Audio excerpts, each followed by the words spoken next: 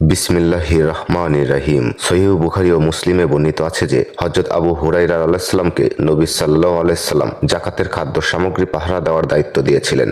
এক রাতে এক চোর এসে খাদ্য চুরি করেছিল। আবু হুরায়রা রাদিয়াল্লাহু আনহু তাকে ধরে ফেলেন এবং নবীর কাছে নিয়ে যাওয়ার কথা বলেন। চোর অভাবের কথা বলে ছেড়ে দেওয়ার অনুরোধ করে। এভাবে 3 রাত ধরে একই ঘটনা ঘটে। তৃতীয় রাতে চোর বলে, আমাকে ছেড়ে দিন, আমি আপনাকে এমন কিছু শেখাবো যা আপনার উপকারে আসবে। ঘুমানোর আগে আয়াতুল কুরসি পড়বেন, তাহলে আল্লাহ আপনার জন্য একজন পাহারাদার নিয়োজিত করবেন এবং সকাল পর্যন্ত কোনো শয়তান আপনার কাছে আসতে পারবেন না। আবু হুরায়রা রাদিয়াল্লাহু আনহু তাকে ছেড়ে দেন। পরদিন নবী সাল্লাল্লাহু আলাইহি ওয়াসাল্লামকে ঘটনাটি বললেন। তিনি বলেন, সে মিথ্যাবাদী হলো, এবার সত্য বলেছে, সে ছিল শয়তান। এই ঘটনা থেকে বোঝা যায় আয়াতুল কুরসি এত শক্তি যে শয়তান নিজেই এর সুরক্ষার কথা স্বীকার করে।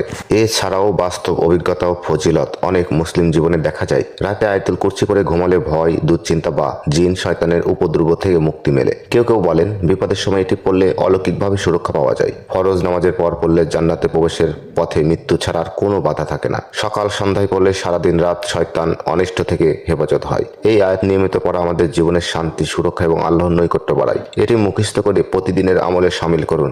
এটি সত্যিই এক অমূল্য নিয়ামত।